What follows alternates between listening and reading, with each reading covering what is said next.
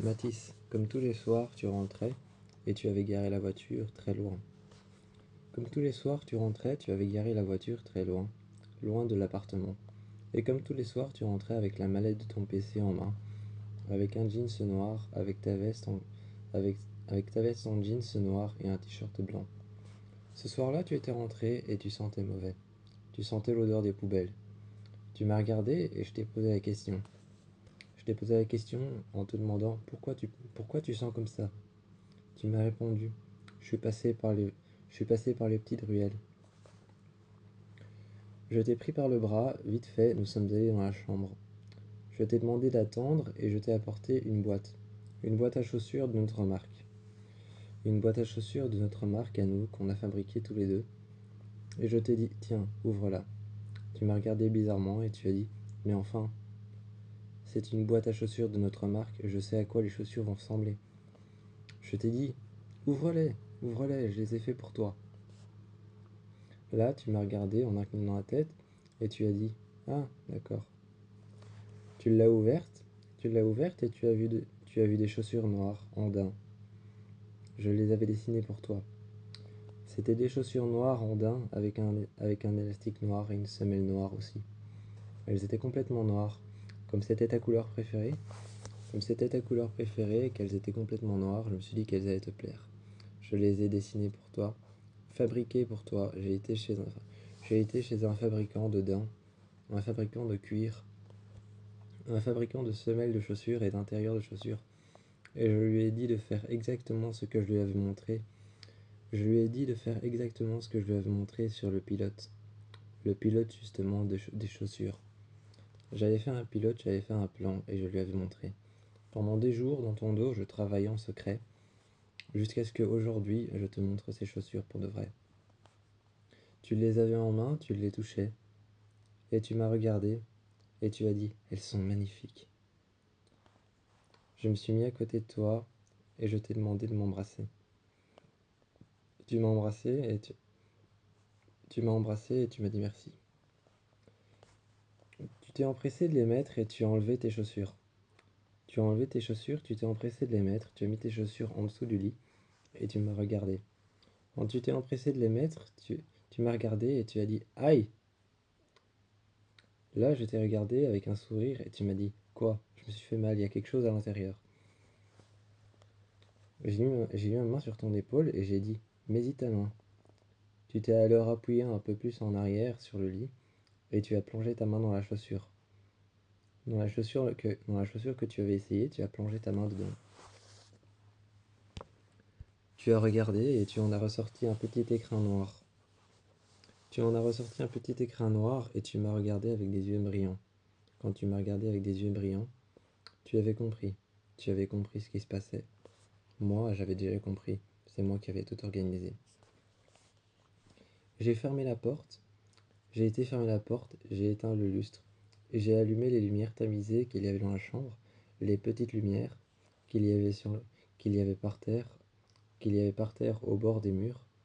Juste à côté du tapis noir, du tapis gris. De la peau de bête qui était par terre, qui était au sol. De la peau de bête qu'il y avait sur notre lit. Une peau de bête blanche. Une peau faite en lapin. Je t'ai regardé, je me suis assis sur sur cette peau blanche en lapin, et je t'ai dit, en prenant l'écrin dans ta main, comme si tu n'avais pas laissé, comme si tu n'avais pas laissé de force ou rien du tout, que tu n'avais pas essayé de garder l'écrin en main, j'ai pu le prendre dans ta main comme si je l'avais pris sur quelque chose, s'il était sur le bord d'une armoire. Je l'ai pris, et ensuite tu m'as regardé. Un genou à terre, j'ai dit, veux-tu m'épouser? Pour le meilleur et pour le pire. Tes yeux pétillaient. Je pouvais apercevoir la lumière de l'obscurité. Et oui, je pouvais même apercevoir la lumière de l'obscurité, la lumière de la grande ville dehors. Je pouvais l'apercevoir dans tes yeux. Je t'ai dit, veux-tu m'épouser? Pour le meilleur et pour le pire. Elias. Tu m'as regardé et tu as dit, oui, oui. Je t'ai mis la bague au doigt. Je t'ai redonné l'écrin. L'écrin, je l'ai rangé alors tout de suite sur le côté, sur le côté du lit. Tu l'as repris et tu as dit non, je veux le garder. Tu as ouvert l'écrin et tu l'as posé juste sur la table de nuit à côté de ton livre. Tu as mis la bague, tu l'as regardée. Tu m'as pris par le dos, tu m'as pris contre toi, tu m'as embrassé, passant ta main le long de mon ventre, le bas de mon ventre, passant ta main le long de mon ventre, jusque sur mes côtes, jusque sur mes hanches, jusqu'au bas de mon ventre. Tu as ouvert mon jeans et tu as passé ta main à l'intérieur. Tu as passé ta main à l'intérieur de mon jeans, tu l'as ouverte, tu as laissé ta main à l'intérieur, et tu m'as regardé. Tu m'as embrassé, et tu m'as dit merci plusieurs fois. La soirée se terminait. La soirée se terminait, mais tu faisais tout pour qu'elle ne se termine pas. Tu m'embrassais, tu restais à côté de moi, tu me parlais. Tu me parlais de diverses choses sur notre marque de chaussures. Tu me parlais de diverses choses qui s'étaient passées en mon absence. Qui s'étaient passées en mon absence pour te faire ce cadeau. Tu avais allumé un feu, tu avais mis de la musique. Tu avais mis tout un album pour que la soirée ne se termine pas. Tu avais mis une série. Tu avais mis une série et un film en noir et blanc, pour pouvoir avoir une certaine ambiance. Tu avais coupé le son, et tu avais laissé les deux télés allumées, celle avec la musique avec Spotify, et le feu, tu le nourrissais de bûches de temps en temps. Quand tu revenais, tu sentais le bois brûler. C'était une odeur assez excitante que j'aimais beaucoup.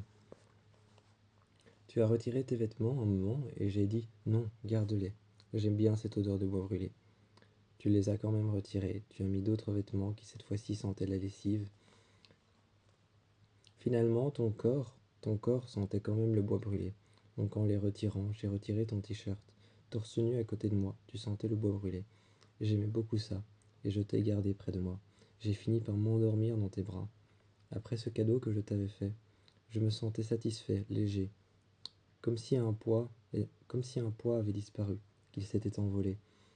Je me sentais satisfait, léger, satisfait de ton sourire, de ton regard envers moi, de t'avoir épousé ce soir-là, dans l'obscurité, dans la noirceur de notre appartement. Mais je me sentais bien et j'étais dans tes bras, en train de dormir. Je sentais encore la caresse de ta main sur mes cheveux. Et quand je me suis endormi, peu à peu, les sons dehors peu à peu commençaient à disparaître. Les voitures, les gens qui parlaient, les bars qui étaient ouverts jusqu'à très tard, les boîtes de nuit. Peu à peu, tous ces sons disparaissaient. Les murmures que toi tu faisais quand tu lisais ton livre à voix basse. Tout ça disparaissait peu à peu parce que j'étais dans tes bras, comme bercé, comme bercé, comme bercé par la lumière, comme bercé par l'obscurité, à l'intérieur de tes bras. C'était comme un œuf, une coquille d'œuf dans laquelle j'étais rassuré.